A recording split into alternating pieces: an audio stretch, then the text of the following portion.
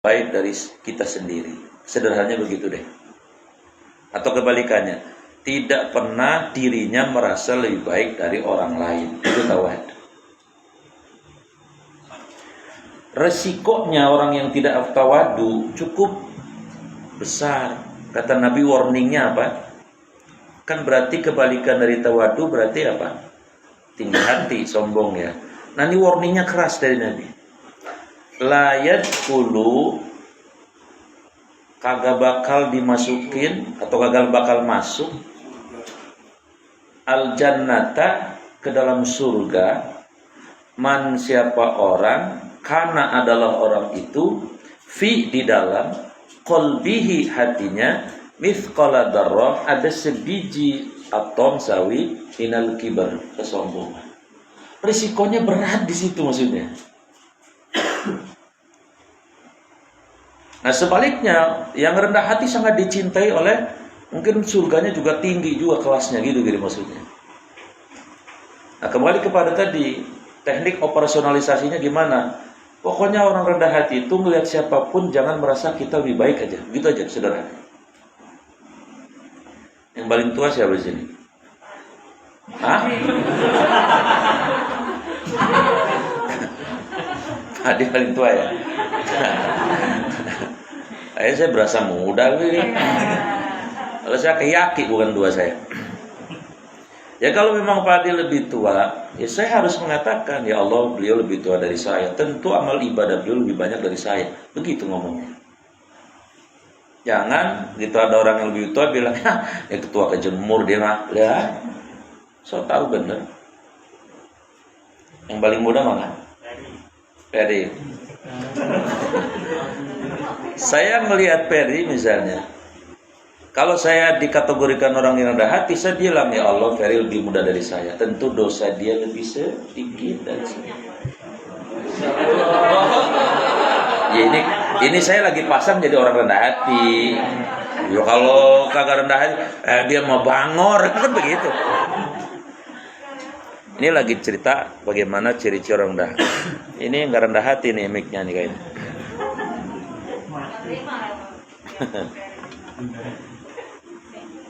Senggol apa ya? Agak. Yang ahli mix siapa? Nah, ketemu misalnya dengan kayak Pak Adi punya jabatan, ketemu pejabat. Kalau saya lagi posisi lagi sebagai orang yang rendah hati, saya akan mengatakan kepada Allah, ya Allah, Pak Adi jabatannya lebih tinggi dari saya. Tentu kemanfaatan hidupnya untuk orang banyak lebih dari saya. Kira-kira begitu.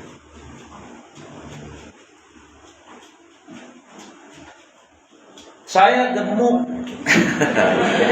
Lihat Neng yang rada gemuk, saya ngomongnya begini, ya Allah, dia lebih gemuk dari saya. Berarti insya Allah dia lebih sehat dari saya. Rendah hati. Tapi kalau nggak rendah hati, tidur mulu sih. Ya. Lihat orang kaya, ya Allah, dia lebih kaya dari saya. Tentu sedekah dia lebih banyak dari saya. Lihat orang miskin, ya Allah, dia lebih miskin dari saya. Tentu pahala sabar dia lebih banyak dari saya.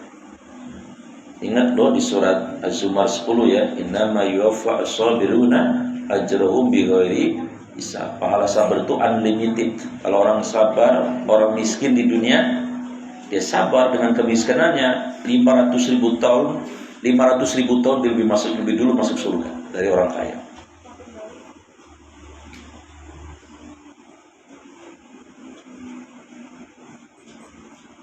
Maaf, bahkan melihat orang gila. Kalau orang rendah hati, dia ngomong sama Allah begini, Allah, dia gila. Apa sih yang tidak mungkin? Kalau kau kemudian berkehendak, disembuhkan dia. Lalu dia menjadi orang yang soleh. Begitu. Ada nggak orang gila sembuh jadi orang soleh? Ada.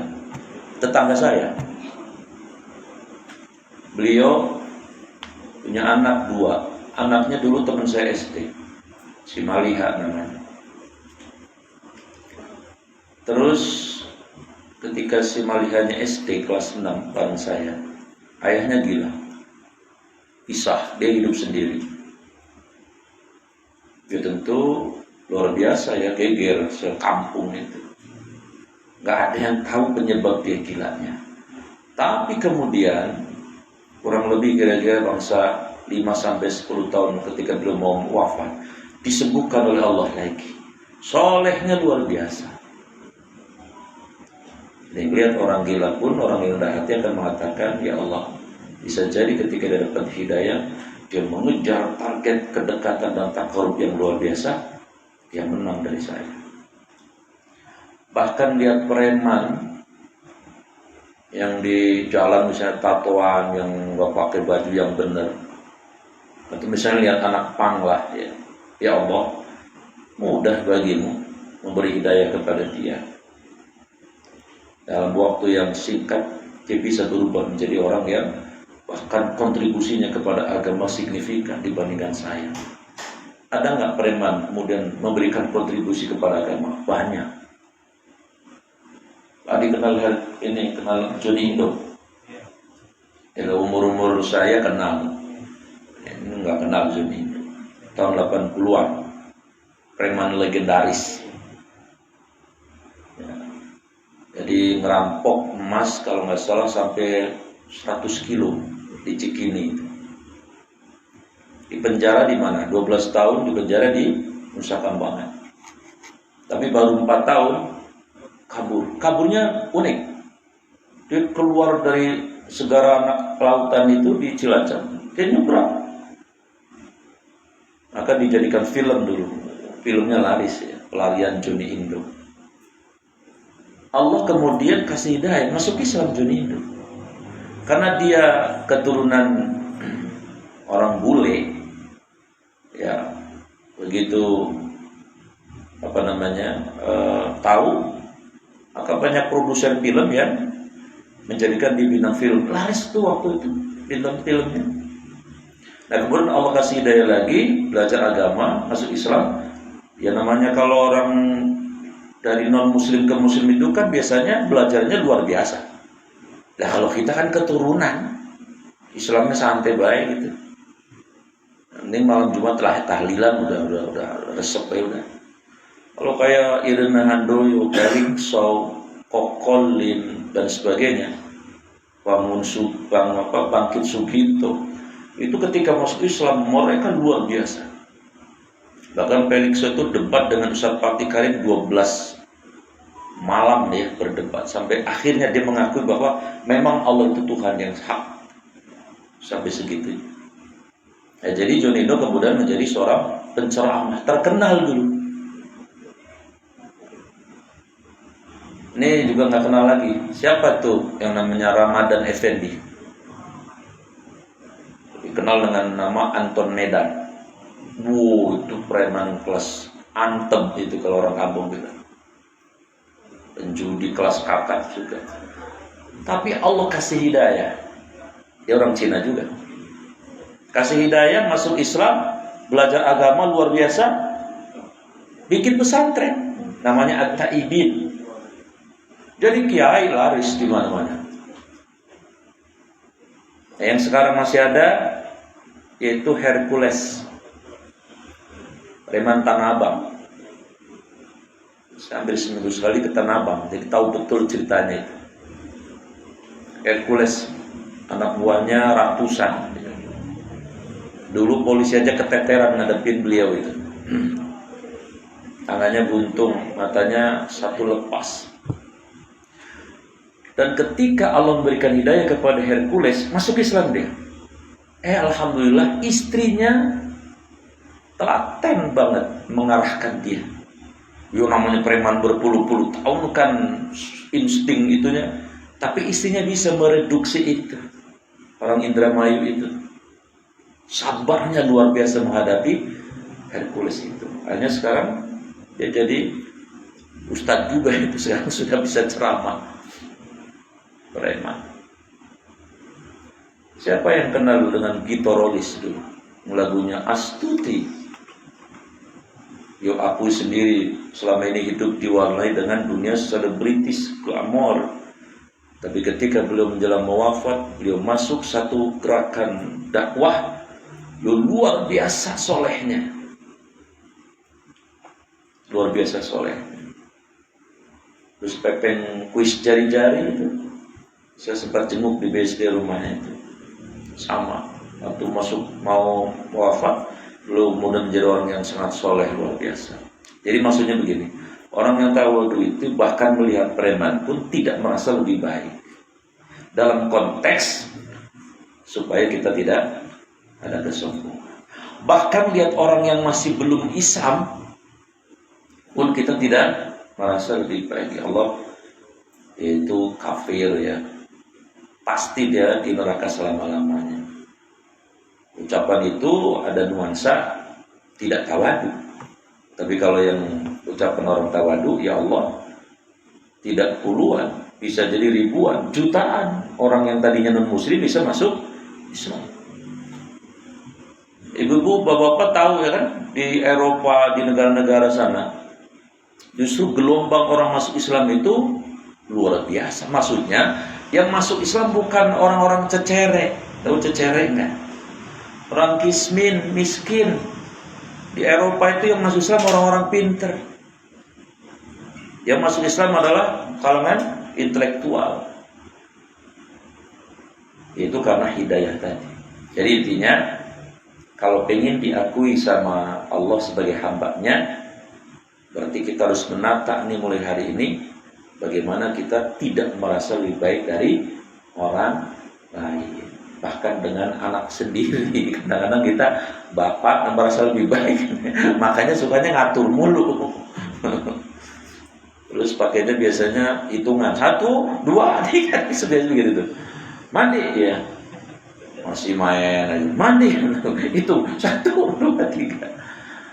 Nah, itu jangan terlalu sering yang kayak gitu. Berarti itu ada nuansa ya, walaupun hanya nuansa, itu kita tinggi hati.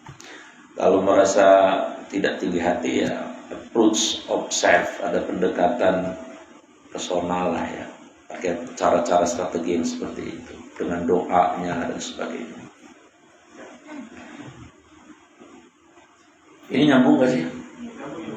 Orang melongo begini. Yang kedua, wa ibadur rahmanil ladina yamshuna 'alal ardi hauna wa idza khataba. Paling sentral orang di Mekah itu, presidennya orang Mekah ya dia.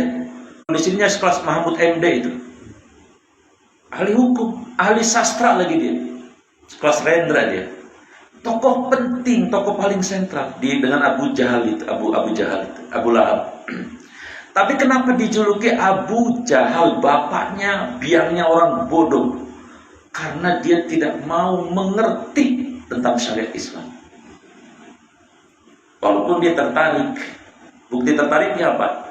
Abu Jahal itu kalau malam, Nabi kan suka tahajud malam, dia suka ngintip Nabi.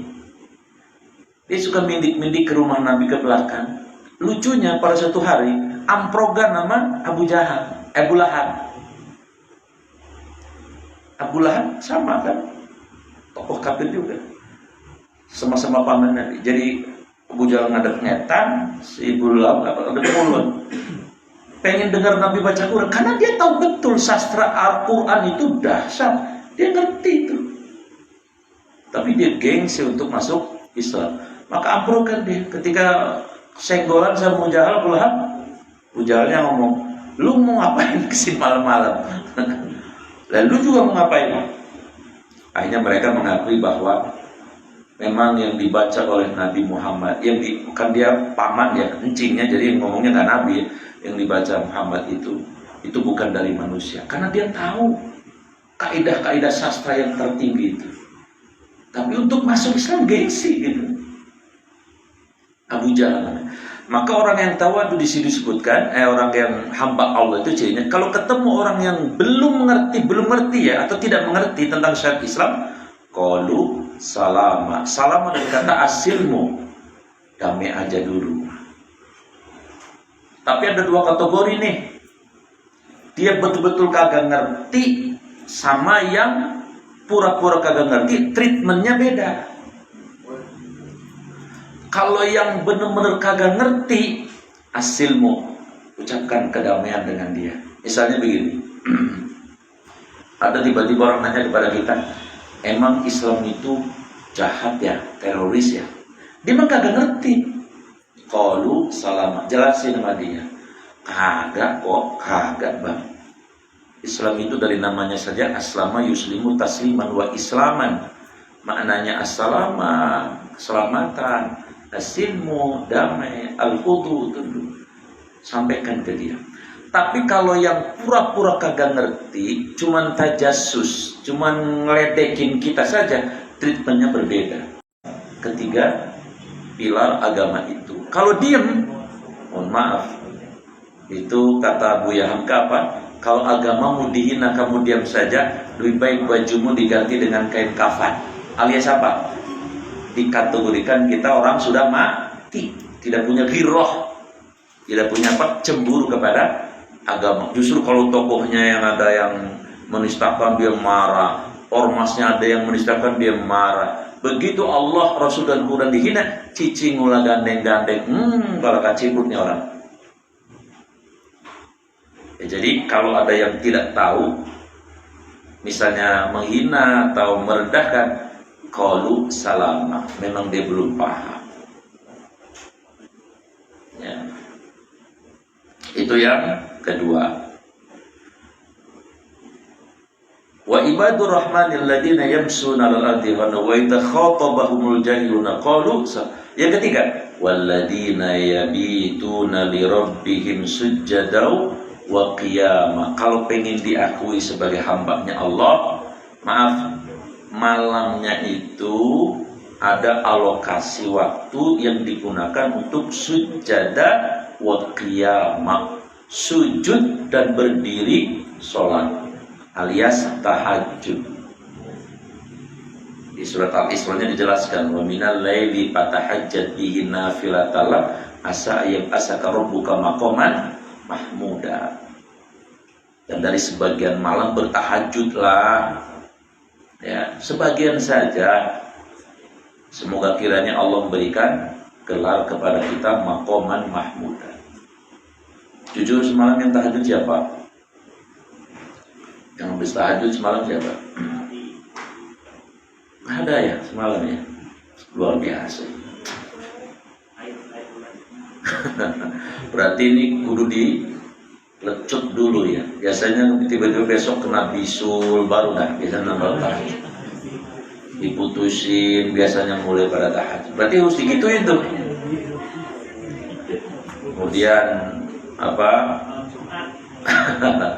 Ada yang nyakitin, baru tuh tahajud. Kalau ibadahnya model kayak gitu apa?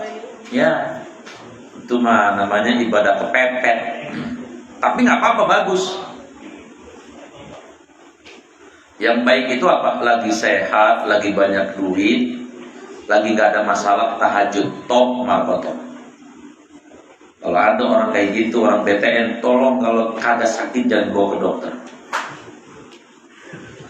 Kalau belum hamil, tolong jangan bawa ke bidan. Top. Tapi nggak apa-apa, waktu kepepet juga nggak masalah.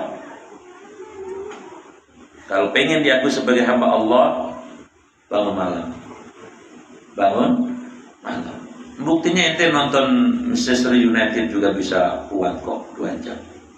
Nonton tinju kuat, nonton wayang kuat. Main HP chattingan sampai pagi. Sampai jam 12 kuat. Leilok cuman setengah jam, wah kuat. Tahajud kan paling berapa sih?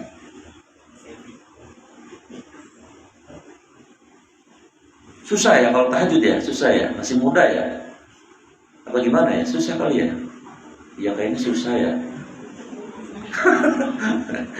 Makanya pakai doanya orang Sunda aja, Allah mempaksakeun heula dah. Paksain dulu. Habit itu kan dari dipaksain. Kebaikan itu kudu dipaksain.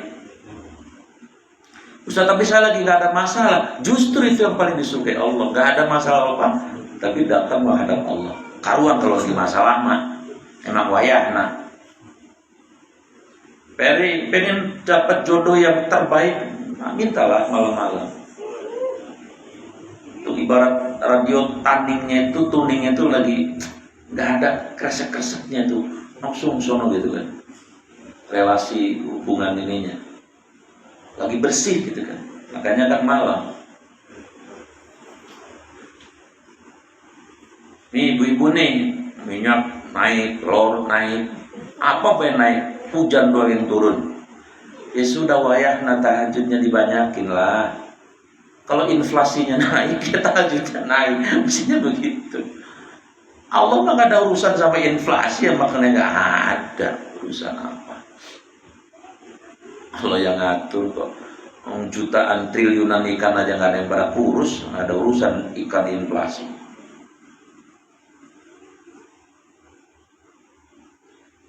Ya kayak sedih-sedih amat ya. Dari tadi. Tanggal berapa? Tanggal tua apa bulan gajian ini? Tanggal 30 ini. Ya. Waduh. Iya, emang kalau bocah masih muda kalau ngaji begini nih. Kadang-kadang rada-rada bagaimana begitu ya. Sudah paham banget ya. Orang pengajian laki sama perempuan aja beda. Pengajian laki-laki cirinya apa? Anteng, sunyi, senyap. Kenapa? Lah pada pules. Kalau pengajian mama kebalikannya, rame. Emang apa ya? Ustadznya ceramah, lu pada ceramah juga. Tapi bukan orang sini, orang sono. Ada belok mari. Tapi itu ya tadi ya poin-poinnya yang penting ya. Jadi tadi ciri hamba, kalau pengen diakui sebagai hamba Allah tadi, yang pertama tawadu, yang kedua apa tadi?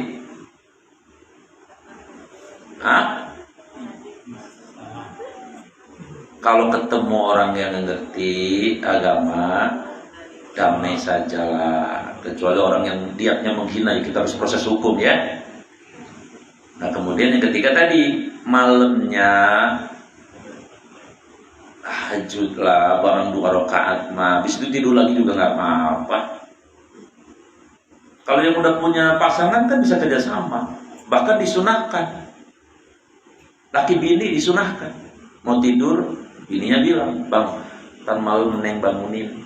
Kalau bang bangun duluan ya, memang apa neng? Udah tahajud. Kan main bini abang ya. Iya dah katanya.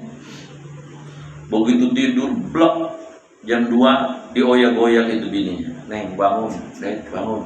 Kagak bang bangun pisan ngedusin dong. Akhirnya lakinya punya strategi citu. Ambil dompet yang gambar Soekarno 5 kipas-kipasin bukannya. Neng bangun. Locengar bininya.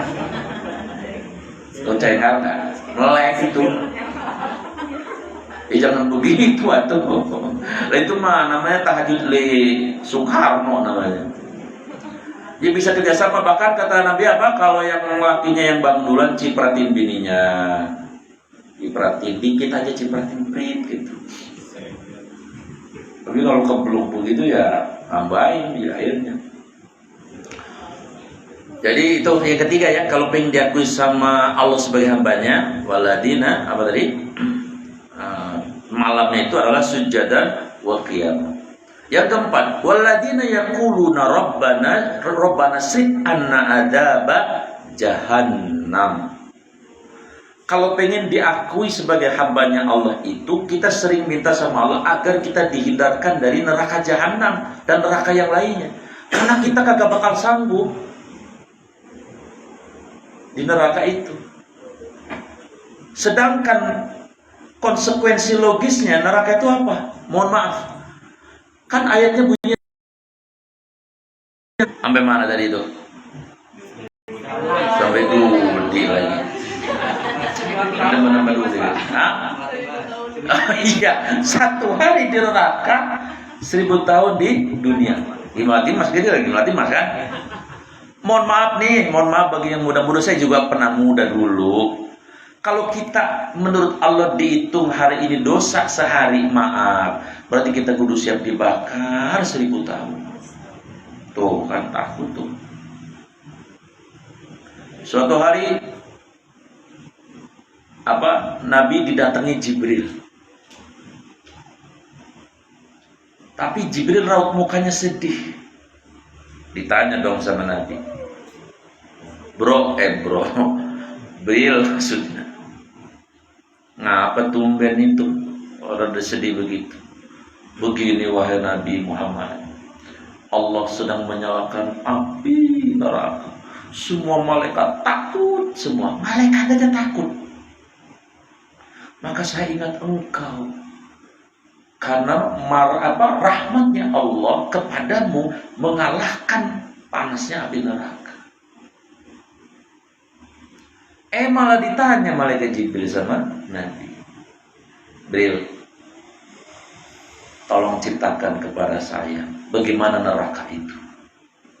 Jibril cerita, Nabi Muhammad, neraka itu adalah hufratun min hufarin niron, jurang api yang satu jurang dengan jurang yang lain itu jaraknya 70 tahun perjalanan. Masya Allah, api semua 70. Terus kata Nabi, ada berapa tingkatan, Bril? Ada 7. Yang paling dasar buat siapa, Bril? Buat orang munafik. Innal munafikina bidarkil asfal. Itu neraka yang paling panas. Karena neraka itu dibakar 3000 tahun. Kalau neraka itu bocor segede itu sapu itu lidi satu aja, segitu bocornya. Kemudian bocorannya kena bumi gosong nggak terlihat. Coba bayangin. Kalau kena kita serpihannya seuprit, meleleh otaknya. Jadi yang paling bawah buat munafik. Alhamdulillah kita enggak. Yang kedua buat orang-orang penyembah berhala. Yang ketiga untuk penyembah bintang-bintang. Yang keempat untuk orang Yahudi. Yang kelima untuk orang-orang Nasrani. Yang keenam untuk orang-orang yang para pendosa besar. Dan yang ketujuh, Jibril nggak ngomong. Yang ketujuh Nabi Muhammad, kata Nabi Muhammad, yang ketujuh buat siapa wahai Jibril? Diam malaikat Jibril. Hei Jibril, yang ketujuh buat siapa? Didesak terus akhirnya li ummatik, untuk umatmu wa rasul. Nabi langsung pingsan Pak. Ngebayangin bahwa kalau Nabi kan sudah tahu neraka waktu di Isra Mi'raj. Jangan dianggap enteng itu. Nah begitu pingsan, Nabi siuman. Begitu siuman, Nabi berwudu, bukan untuk sholat, sujud. Lalu Nabi mengatakan, ummati. Maksudnya apa? Aduh, bagaimana umatku nanti? Lalu malaikat Nabi nanya, itu umatku yang bagaimana? Yang melakukan dosa-dosa besar dan dia tidak sempat bertobat lalu meninggal. Nah, kalau gitu tolong ya, tobatlah ya. Karena Nabi aja bisa pingsan, luar biasa.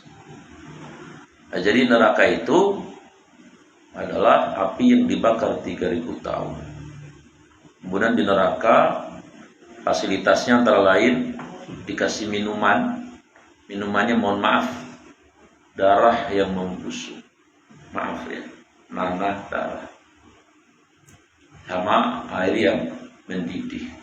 Ya sama kayak kita kerasa begini, ini kalau saya kan minum enak nih, orang airnya agak panas ya. Bismillahirrahmanirrahim. Udah pintar-pintar Ustaz baik mau minum ya. Lah kalau ini mendidih bagaimana Pak ini? Ya jontor bibir saya. Lah neraka begitu nanti. Enggak takut apa? Saya bingung kalau ada orang takut neraka itu. Nabi aja pingsan. Yang kedua makanannya zakum. Zakum itu pohon berbuah. Buahnya itu adalah terbuat dari seperti baja yang runcing begitu tajam. Yang kalau dimakan itu akan merobek semua anatomi tubuh. Dan kita di neraka nanti lebih haus dari di dunia. Lebih lapar dari dunia. Dan terpaksa makan itu tapi hancur, tapi hidup kayak gini. Nauzubillah. Maka orang yang pengen diakui sebagai hambanya Allah, dia berkata apa?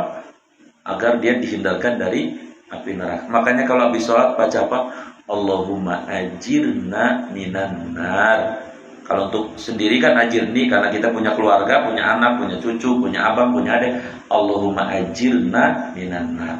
Makanya kalau habis sholat jangan langsung Allahumma antas jalan baik. Allahumma antas salam. Allahumma ya Allah, anta engkau assalam, sumber keselamatan. Wa minka salam, dan darimulah keselamatan. Wa ilaika ya'udu salam, dan hanya kepadamu kembalinya segala macam keselamatan. Fahayina, hidupkanlah kami dengan keselamatan. Lalu Allahumma ajirna minan nar. Bacalah itu habis sholat ya 3 kali ya. Neng, baca nggak? Kalau habis sholat apa bacanya? Buru-buru megang HP ya. Bocah sono. Bocah wetan. Zikir dulu lah, paling juga 5 menit. Ya. Bahkan kalau zikir kita sampai selesai, walaupun dosa kita sebanyak budi lautan, kata Nabi, akan diampuni. Kalau zikirnya sampai komplit, paket komplit ya, dari mulai astagfirullah. Berikutnya yang ke waladina apa namanya? Yunfikuna apa tadi baca? Yaquluna rabbana asrif anna adabajan inna adabaka gharama inna sa'at mustaqramu waladina yunfikuna, dan orang-orang yang menginfakkan hartanya la tusrifu walam yakturu, tidak berlebihan tapi juga kagak pelit. Wa kana baina dzalika qawama, yang tengah-tengah. Jadi kalau pengen diakui sebagai hambanya Allah, infak. Kalaupun kita belum mencapai nisab kita kan 7 jutaan tuh, gajinya belum nyampe di situ, infak. Cuman kalau infak kagak usah kebanyakan, kagak usah juga terlalu pelit. Lah gaji 5 juta, le infak goceng. Ya, kata malaikat, pelit amat lu. Ya pantas-pantasnya 100.000 lah ya. Buat siapa infaknya Ustaz? Sedekahnya. Lihat surat Al-Baqarah 215. Yas'alunaka madza yunfikun, mereka bertanya kepada wahai Muhammad tentang bagaimana dia menginfakkan hartanya itu. Kul ma anfaqtum min khairin, apa-apa yang mau diinfakkan darimu itu falil walidaini, kepada orang tua dulu, prioritas pertama. Jadi kalau kita punya gajian, yang pertama kali disuruh Allah nggak dikasih gajian kita, emak bapak dulu, falil walidaini. Yang kedua wal akrobin, saudara, adik, kakak, mamang, bibi, ponakan siapa? Wal akrobin, baru wal yatama, anak yatim, wal masakin, orang miskin, wa benis sabil. Al-Baqarah 215. Itu sampai segitunya di alurnya itu dijelaskan oleh Allah. Ya. Berikutnya waladina yaqulun rabbana asrif anna adzaba jahannam inna adzaba kana gharama. Waladina yaquluna apa tadi? Yang menginfakkan hartanya lam yusrifu wa lam yaqtur wa kana baina dzalika qawam. Kemudian berikutnya adalah waladina la yad'una ma'allahi ilahan akhar, yaitu orang-orang yang tidak pernah punya Tuhan palsu selain Allah. Itu hamba Allah tuh. Artinya apa? Jangan pernah menduakan Allah. Isyrak billah, syirik kepada Allah. Terutama biasanya datang ke dukun. Apa kata Nabi? Man, siapa orang datang kahina kepada dukun, pasala an syai', lalu dia nanya sesuatu sama dukun, fasadaqa bima yaqul, lalu dia membenarkan si dukun, faqad kafara bima unzila ala rasuli, dia telah kufur terhadap yang diturunkan kepada Allah. Jadi jangan pernah menduakan Allah. Kalau mencintai seseorang jangan berlebihan, nanti Allah cemburu. Kalau benci jangan berlebihan. Kalau bersandar jangan berlebihan, karena Allah as-somad, tempat kita bersandar. Kira-kira begitu ya. Takut jangan berlebihan, karena mestinya yang paling takut kita hanya kepada Allah. Berikutnya adalah layak tuluna, yaitu orang-orang yang tidak membunuh kecuali dengan alasan yang hak. Apa konsekuensinya orang bunuh? Lihat surat An-Nisa 93. Wa may yaqtul mu'minan muta'ammidan fajazaa'u jahannam khalidan fiha wa ghadiballahu 'alaihi wa la'anahu wa adzaballahu adzaban adima. 4 konsekuensinya orang membunuh. Neraka jahanam kekal, dimurkai, dilaknat, dan disiapkan neraka yang pedih. Membunuh, baik membunuh secara zahir maupun batin. Kalau batin pakai santet. Kemudian yang berikutnya adalah wala yaznun. Apa yaznun? Tidak berzina, tidak selingkuh. Kalau pengen diakui sebagai hambanya Allah, setialah dengan pasangannya. Mau bosen kayak apa, udah telatenin baik, udah terima baik, udah. Makanya kata dokter Naik L. Tobing, mengapa ada istilah puber kedua? Sebetulnya bukan puber kedua. Yeneng ya. Itu manusiawi karena apa? Ada namanya titik jenuh. Dan itu biasanya laki-laki umur 45 sampai 50. Udah 50 sembuh sendiri. Enggak ada obatnya itu. Perempuan 35 40. Karena sudah jenuh. Ya berarti kalau dia kawin umur 25 ke 45 berarti sudah berapa tahun? 20 uplok bae di situ lu lagi be ketemunya. Mana rumahnya tipe 21. Lah mau kemana mingsernya? Selonjoran ketemu lu lagi juga baik. Mandi ketemu lu. Ngopi ketemu. 20 tahun dah coba. Ya wajar. Makanya biasanya kemudian umur 40-45 para laki-laki biasanya karirnya bagus. Padi umur berapa? 51. Ya berarti udah gak balik lagi nih. Tenang ya, istrinya mana nggak ada ya. Tenang, aman. Sumuran saya Padi udah aman deh. Ada yang 40 nggak di sini? Lenjeh banget itu.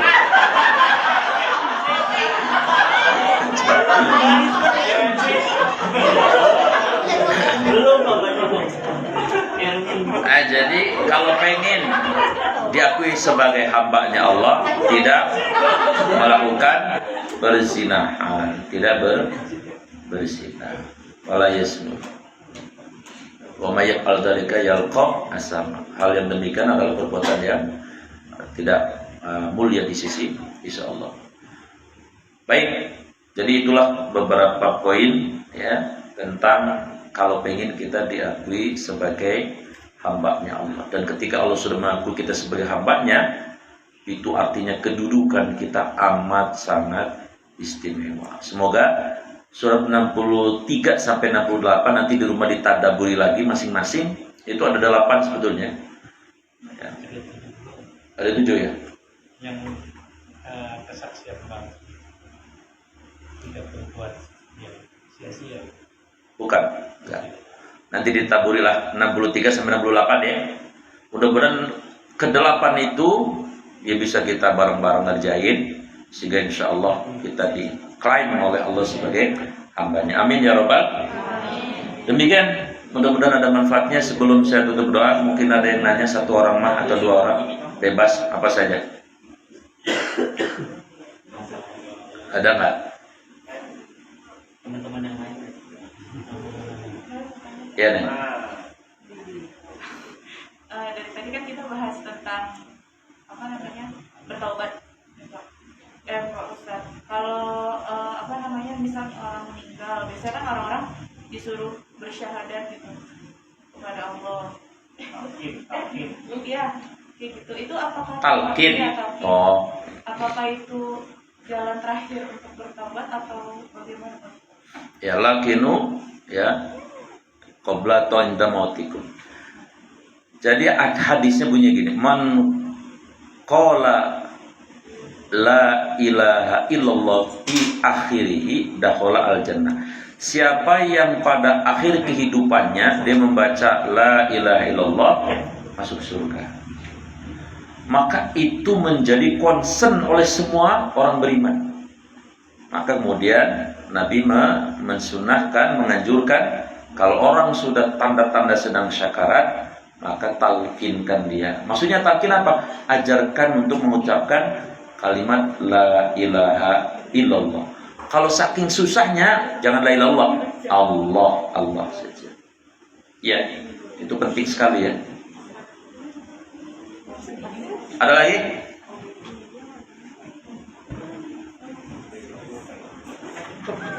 Hah?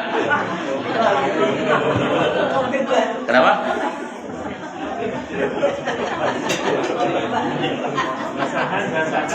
Ya.